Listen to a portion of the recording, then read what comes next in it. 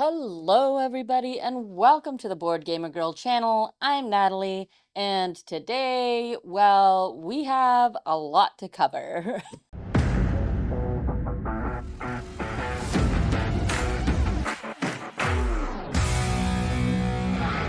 So, I know it's been a little while, and I am so sorry to have been gone for so long, but today we are finally covering PAX Unplugged 2024, which happened by the time I have this video go out, probably a month after, but this is my third recording, so third time's a charm. So, just a little update. PAX Unplugged was the first weekend of December, as it usually is. This is the con I've gone to the most. I've gone 3 times so far. And then I came right back and was away for a week, so I didn't have my stuff to get my video done before then. And then came home and wrapping up work plus having family arrive for the holidays. So I got a whole bunch of games played before the end of the year came. Now it is time to redo this video because I've done this video not once, not twice, but 3 times. But enough of the rambling, and let's get to my recap of PAX Unplugged. I left from Toronto around noon with my friend Mike, who goes by Meeple Mike on Instagram, which was neat. Like, I usually travel and do most things by myself. So we had a quick 1 hour flight, and then we arrived in Philadelphia and checked in, unpacked. We got our badges, and then we went to a board game cafe in Philadelphia, which I've never been to before, it's Board and Brew, I believe is the name of the cafe. So this event was put on by Board Game Co. So Alex Radcliffe and Professor Meg. We got to sit down at like a couch area and played a couple big party games. So the first one was Green Team Wins, which I have my own copy of, but I haven't played it yet. So if you haven't played before, you're basically trying to come up with an answer that you think the majority will write down on your little dry erase boards. So every round there's 3 different types of questions. So some questions will be like, what is the best fruit in a fruit salad out of these 3 fruits? Pineapple, strawberries, and cantaloupe. And if the majority say strawberries and you also said strawberries, then you get to turn your tile from the orange team to the green team and you score a point. The longer you stay on the green team, which is the majority rules, you get 2 points every turn. But if you end up on the orange team, then you don't get any points. And that's been a fun one for larger group games. So the next game that we played was called Mind Map, and in Mind Map, you are pretty much doing a word association game. So depending on the amount of players, all the cards with words that the players will be picking are put out onto the table, and everyone has a hidden number associated with that word. What you'll be trying to have the other players guess anonymously is your word in comparison to this graph of X and Y variables, along with a word that works as a sample to gauge where your other guesses should be on this graph. So for example, on the y-axis, there was if valuable when your car breaks down. And on the x-axis, it was things useful for a first-time parent. And the word in the middle was tire. And that was kind of obviously like associated somewhat in the middle-ish area of that graph. So everyone anonymously with their color token places where they think their word would be within that graph and associated with that sample word. And then as everyone has placed their token, we go one by one to do a guess at numbers 1 to 8 to see whose word is associated where on the graph. So for example, if there's a token that's closer to the bottom and everyone has different numbered tokens, let's say, I don't know, a ladder. was one of the words, and it was word number 4, and you reveal everyone's tokens. The ones that guessed 4 would be correct and get a point. I try word games and I can enjoy them, but I know my strengths and weaknesses, and word games are not usually my greatest accomplishment. For reference, if you've ever seen me on the Codenames live show on Twitch, Tim Reel hosts that one with CGE Games, and yeah, I'm pretty bad at word games. Then the last game of that night was, oh my gosh, what's the name? Fuji Flush. I forgot the name there for a second. Yes, they brought Fuji Flush, which apparently is a difficult to find game. It's really basic in that you have a hand of cards and you're pretty much trying to get rid of your cards to be determined as a winner. When I play a card, say I play a 2 and the player after me plays a 3, then I'm knocked out because their card is higher than my card. But say I play a 2 and then the person next to me plays a 2, they add together because they're the same number. And as long as our numbers continue to grow and beat the person after, then we stay in the round. And your goal is to stay in the round for the whole way around the table. And if you didn't have to discard your card because someone else played something higher in front of you, then you can just discard that card. If someone does play a card that's higher than your card, then you discard and have to pick up 2 more cards to put into your hand. So it can get tricky with, do I go with the majority if a whole bunch of people are putting 2s? Because there's a lot more 2s and 3s and lower numbers in the deck, but it goes up to 20, but those are rare cards. So trying to strategize when and how to play your numbered cards is a neat little thing. With that, we ended up the night and we went to bed in order to get ready for our first day of PAX. So our first day of PAX started with an AllPlay demo, and I'll just go through the demo that I got and a few extra special treats. So let's start with Alibis. So Alibis is a game that'll be coming from AllPlay next year. And I mean, they have a whole bunch of things always coming out. Small box games like these, and then their Valley Glassworks, which is great, and I'll get into those box sizes. And they've also got smaller box sizes now, so they're like teeny tiny little little card games. But for my demo, it's kind of a mesh to me of Codenames and So Clover. So in the game Alibis, everybody around the table gets 2 characters that are going to be from this 13 character grid. And each character on this grid is given a word. And what you're trying to do first is take your 2 characters, find your 2 words in this grid, and find a 1-word connection between them that you can write on your dry erase board. The second step is to reveal your associated linking word to the rest of the group. And every player has a symbol to indicate which words they might have when you're drawing on your own personal dry erase board for who you think has 2 associated words based on their linking word. So, for example, let's say someone had the word foil and lead, so their linking word was metal, and their associated symbol for their player was a triangle. So I would place the triangle on the word foil and on the word lead. So once everyone has completed their dry erase board, first what we'll do is we'll try to score the round based on correctly guessing each player's connected words. So we'd go to mine, and if any single person at the table got the correct connection between foil and lead, then we'd get a point. And we're trying to get rid of a whole bunch of points based on the player number playing at the end of 3 rounds. Once we go through and see if we've gotten any points deducted from getting correct guesses, we then try to see if we all correctly guessed the hidden character that nobody was associated with.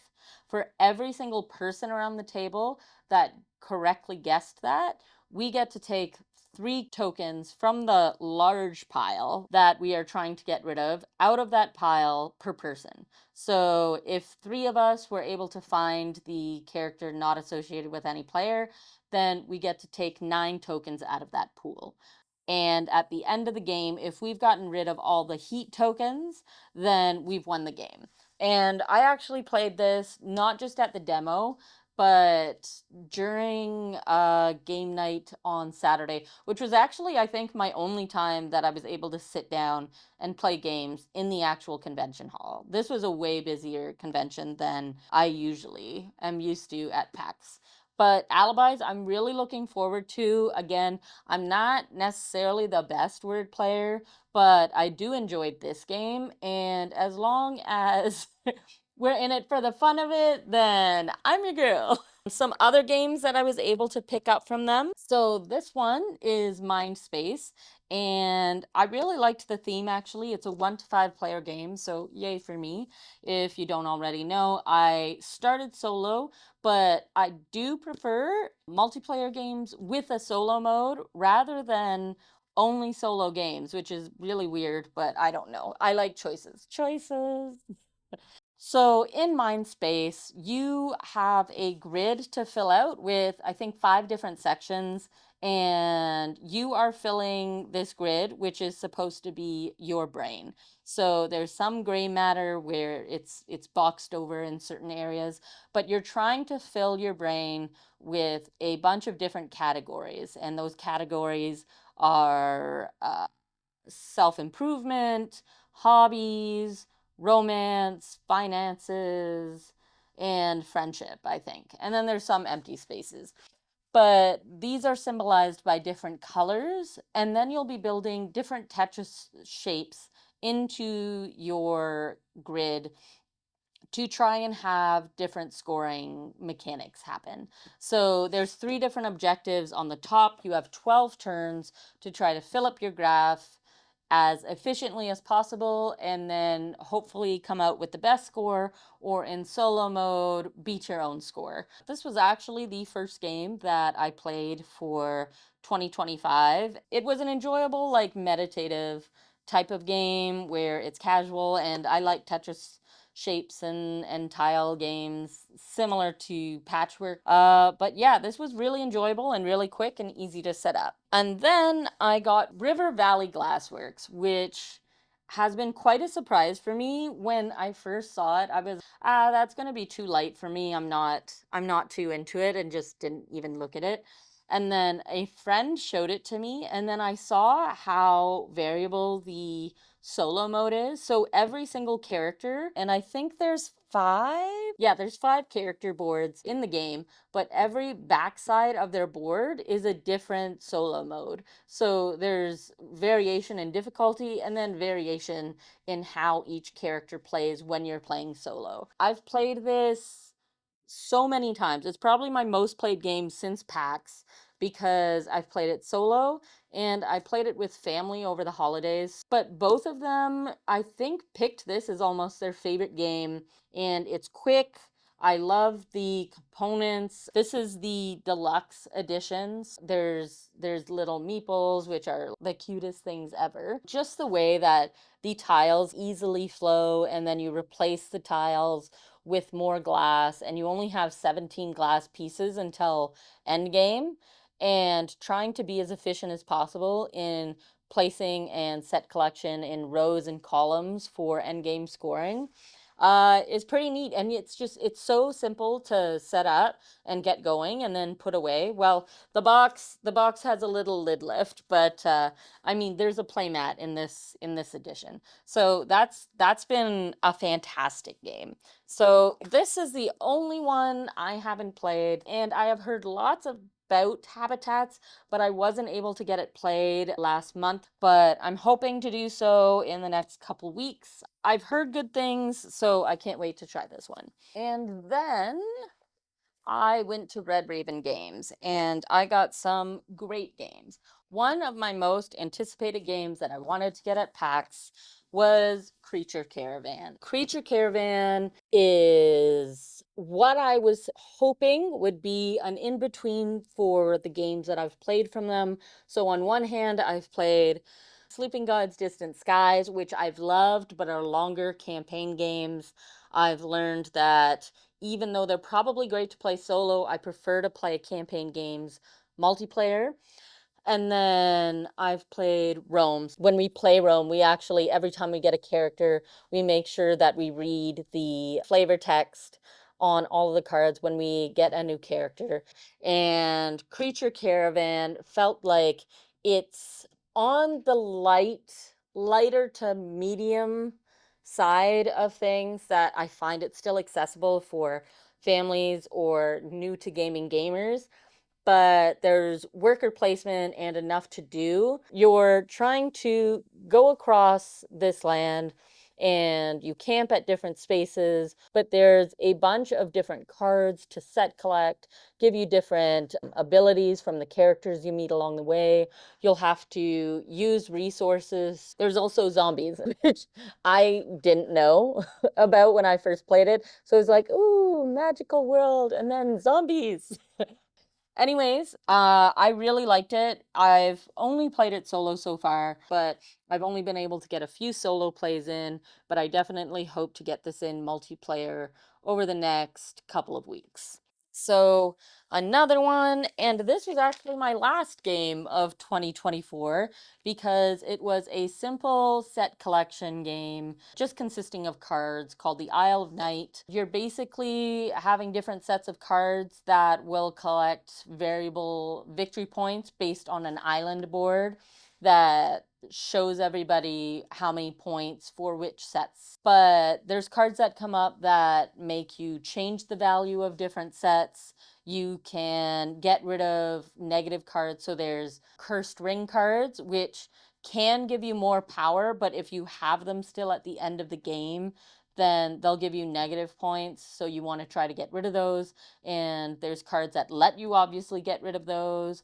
There's lantern cards where the game actually ends when 3 lanterns plus the number of players have been collected, then the game suddenly ends and you count your victory points. So we only played one round of this because it was getting close to midnight, but I'd probably suggest when you do play this one, do a couple rounds of it and then add those scores together as probably the best way, because it really is super quick. After you learn the game, it's probably 10 to 15 minutes, like it says on the box. And then they had their other game, Above and Below Haunted, which I didn't get to try out at PAX, but I did, like, the tables were always full for that one, and I just got to see a little bit of it. I didn't get to play Above and Below myself before, but it looks interesting enough that I would be super interested in trying it in the future.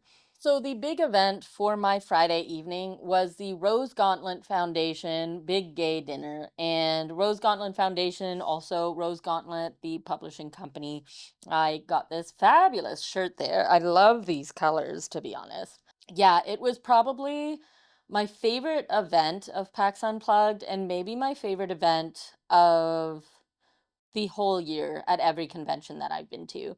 So I hadn't been before. What typically seems to go about at this event is there's a big communal dinner and you get to chat with other people in the industry, but it's also like a safe queer space, and they set up a few activities. So I was part of the decoration room, and I have no artistic ability. So, of course, my smart ass ended up making a Christmas ball with a bunch of sparkly glitter that is actually now currently on our holiday tree still. And it was a hit. Everybody else's balls were a lot better than mine. It was great to have an activity other than board gaming that other people can share in, and getting to see what they put on their decorations.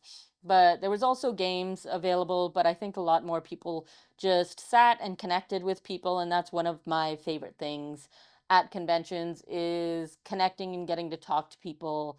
And there was quite a few people that I knew there before and new friends that I met that it was just like a special, fantastic time. So having just a safe space where it just feels inviting and welcoming like the board gaming community is, but just having that extra little space was just a really great note to end my Friday on and my first day at PAX. So then the day 2 of PAX Unplugged happened. I went to Cosmos and I did run a little late. They had a few games on, and there's a Dodo game, which is like a neat memory game. Dodo looks really neat. There's like a little ball where it times how long you have to find your matching tokens. Their big game, which I also own, was The Gang. That has been such a joy to play. It's so fun.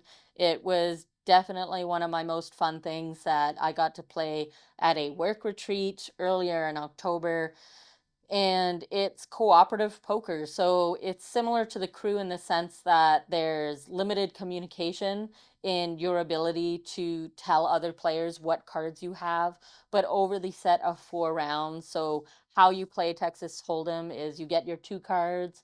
Then there's the flop, I think, where 3 cards are revealed that are communally used. Then you have another card, I can't remember the name, and then the last card. And you try to build your best set of 5 cards from your hand and what's in the middle that everyone can use. So what you're trying to do over these 4 rounds is communicate where you think your hand lies in variation to the people around the table, and how weak or strong your hand is in comparison to the possible options that are laid upon you. So at the end of the 4th round, the person with the weakest hand reveals their hand, and if everyone has ordered their hand correctly from weakest to strongest hand, then you've won that round. If you didn't, then you lost that round, and at either the end of 3 losses or 3 wins from the group, the game comes to an end. But there's also a special like set of cards where if you win a round, they take a random card from this deck that makes the next round harder, or if you've lost a round, you take a card from this easier deck that makes the next round easier. I think those special powers are really neat to use. I would say do play the game just regular as it is, and it's just as good in that way as well, but the added variability there makes an interesting different kind of challenge if you wanted to play this game that way. So that was Cosmos. I also went to Ivy Games, who I love. I think a whole bunch of their games are in the background. Veiled Fate and Moonrakers was definitely some of my favorite games from the past year, and Moonrollers is supposed to be similar in the sense that it's like a baby Moonrakers. So Moonrollers is a similar game to Moonrakers in that there are different players, but you're not using the negotiation part of Moonrakers, which is an aspect I really enjoyed. But you are still collecting contracts based on playing different symbols to collect a contract. In this sense, you'll also not be passing or failing within one turn, but building towards trying to collect certain contract cards. As on your turn, you can lock in and pay for a certain set of that symbol. So once you've gotten like 2 and the contract says you need 2 of that symbol, you can lock that in and put your cube on that area. But you also decide when you stop and go, because if you bust and you haven't locked in to a symbol on that contract, then that cube isn't placed on that card and you'll have to wait until your next turn if the contract's still available and you still want to go for that contract. Each contract has special actions that you can utilize during the game, but what's most important, I think, is that for every symbol that you contributed to that contract, you'll get the designated points that is allocated from that card. If you get a set of 3 of the same color contracts, or you get a set of all colored contracts in your player area, then the game ends and the person with the most points wins. Yeah, it plays probably like 20 20 to 30 minutes, but I've only played it at 2 players. With a lot of Ivy games, they play better at higher player counts. So I think this played pretty well at 2 players, but I'm curious to see how it plays at a higher player count. So that is Moonrollers.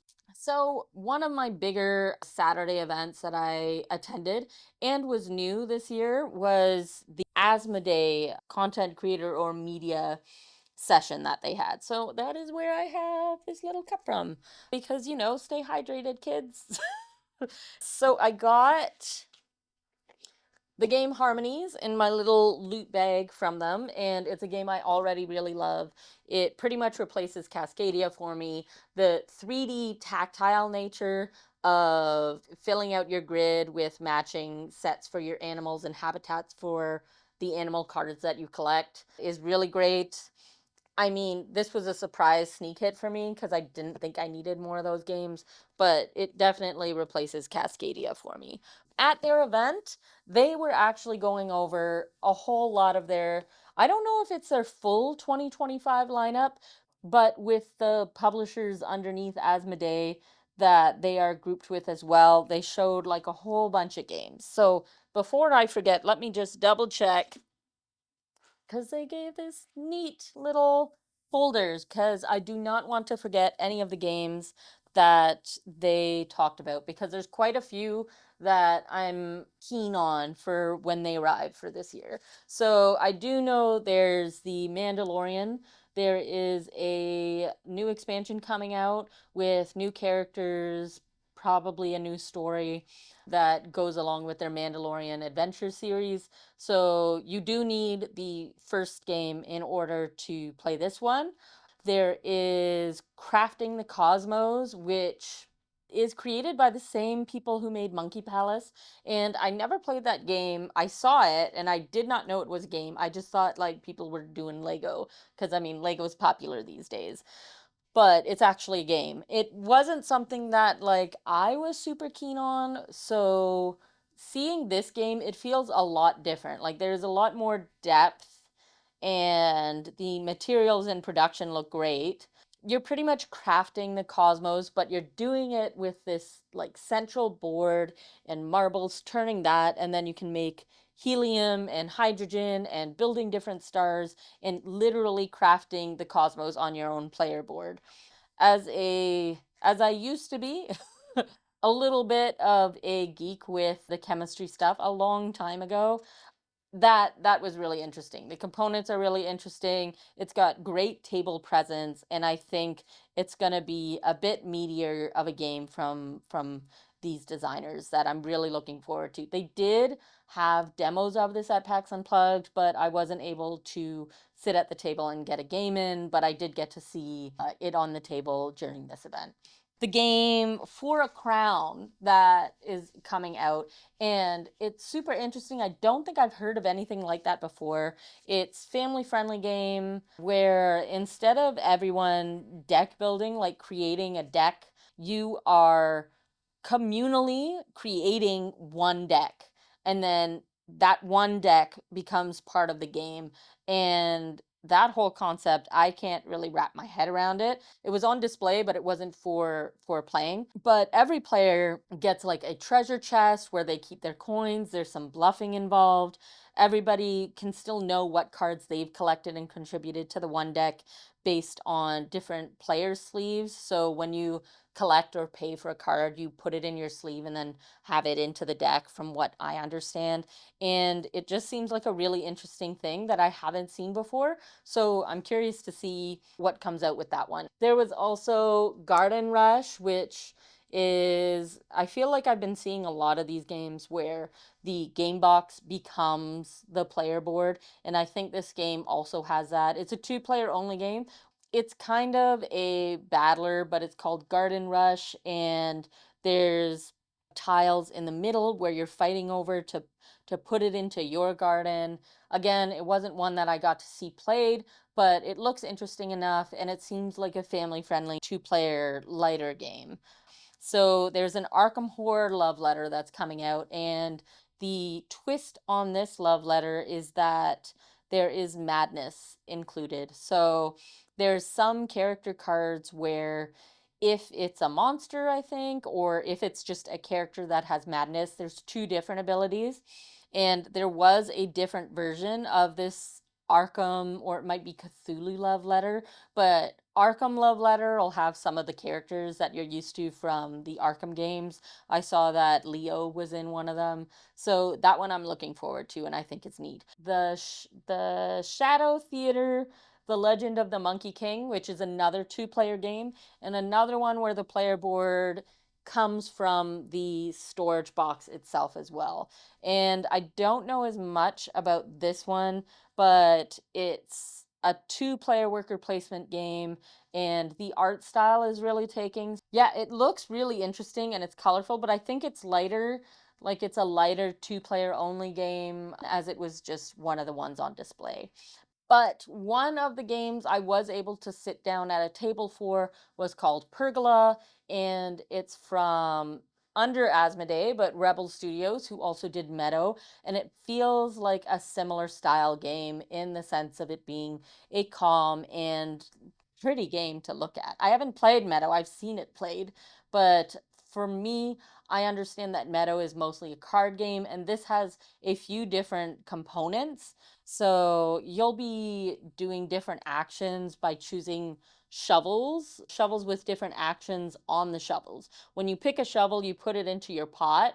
That's actually like a little pot, and you put your shovels in it face down, and then you get to take the matching action. So you'll collect different plants that'll score depending on how many you have of that plant. Plus, if you also collect the matching insect for that plant, it'll score more. But at the end of the game, you have this awesome board that's unique and pretty colorful for you to finish with. So we didn't end our game, but getting to see how the picture was coming across, I feel like it's a comfort, cozy game that doesn't seem very stressful, but there is a little bit more choice in how you want to do your point saladness of things. So that is Pergola. I think probably one of my most anticipated. I will figure it out later because I have to do that list later. Is Great Western Trail El Paso. So the first time I heard of it, I thought, oh, it's just like Gateway Great Western Trail, but it's actually just travel size and condensed Great Western Trail, but it's got the similar feel of Great Western Trail. So it's not necessarily Gateway, but it's got the same chunky bitness of it in a shorter time span with a smaller table size, which is super pleasing to me because thinking of getting Great Western Trail to the table multiplayer, and I've only played it solo myself. It's one of my favorite games, but I've only been able to physically play it solo. Otherwise, I've only played it multiplayer on BGA. If I could get Great Western Trail El Paso to the table, it feels like a little bite of larger Great Western Trail that'll get more people involved and ready to play the big game with me. So, I mean, that's how I'm going to be using it when it comes out. So, that is definitely my favorite thing that I saw during that event. Oh my God, I forgot Azul Duel. Azul Duel is coming. And the theme is doing, instead of bathroom tile, you'll do a ceiling. And the ceiling, the two players are playing, and I think it's like a light and dark kind of theme. I didn't get to play it, but there was a table for that. But yeah, that was a great event. It was a smaller room, but they hadn't done it before at PAX Unplugged, so I appreciate being thought of and taking part in that event. So that was pretty much my Saturday. I then went to the convention hall and played a couple games, and then we went to Sunday, which was my last day. So I think I slept in a little bit, and then I went and I did say that Cascadia was one that felt like it was knocked out by Harmonies, but Cascadia is one of the three games, and I have Calico, Cascadia, Verdant in my collection. So I was really interested in the Cascadia roll and write versions. I got Rolling Rivers, and there's also Rolling Hills, and there are differences in each of the boxes. So the Rolling Hills, I think, has a special set of dice that have two different icons that do two different things, or multiple icons. I'm not sure. I don't have it. But this I've played solo so far, and I really like it. It's snappy, but there's a ton of variety in the game. With their series and what Flatout and AEG puts out in these games that I appreciate is they have a standard mode, a family mode, and a solo mode. And then they also have different like campaign or challenges at the back of their rule books. So there's tons of variety just in that. But for the roll and write, they actually have 4 different player areas or difficulty maps for you to play on. So that is like a whole lot of game in a small box, and a roll and write is one of the other ones that I tend to carry around in my backpack, and I've carried this one around. Haven't played it multiplayer, but it's an interesting new twist on Cascadia that brought me back into wanting to revisit Cascadia, which I will be doing soon when I'm hanging out with my mom again for a game day since my sister has gone back home. That was great. They had a couple other games that I know I was looking forward to. I mean, I don't know much about their Propolis B game that they had on display, but it was a popular one at their booth. I haven't played, or well, I did play Let's Go to Japan, but I played it on BGA, but I wasn't sure what I was doing, and I need to get to playing that one as it's a neat one of, I think, programming your week, and then you go through the week once and score through that, which sounds interesting. I didn't quite know what was happening while I was playing my game. Should have read the rule book before. Oh, I went to the Leader Games booth and they had their New Horizons, which is an expansion for Ahoy, on display, which I covered Ahoy in a previous video. It comes with new factions, which I think brings some great new added variability to the 4 characters that are in the box. I liked that game better at higher player counts, so now being able to hopefully shuffle in and out more characters and bring variety to the gameplay, especially if it helps out the 2-player game a lot more, will be interesting. And they also had their route, I forget what the expansion is, but it's got now 3 different factions in the box, because at Gen Con they only had 2 factions out at the time, and then by PAX Unplugged they had revealed the 3rd one, which works kind of like the Vagabond faction, and then the Little Froggy Twilight faction, and then one other faction where I can't remember what their names are. But I am looking forward to that coming out from them. And always great to talk to the people at Leader Games. They're very kind and they are awesome. I love the artwork from them, and I really just need to get Root to the table more physically in person. So they have that, and I think they have Arcs coming digitally. I think that might be them and Direwolf, but that would be really great. Arcs is one of my most fun games for the year. So on the last day, I also went to the Mindclash booth, and this is one I've been trying to play for since I left PAX Unplugged, but getting 2-player games that are a little bit more complex is probably the hardest player count for me to get to, so I can miss out on a lot of games. But I found out that Ironwood is 1 to 2 players, but I think it's one of they tend to do large, huge games that are epic, but I think they have this and they had Septima, which seems to be more accessible games. So this one I'm really interested in. There's asymmetry in both decks.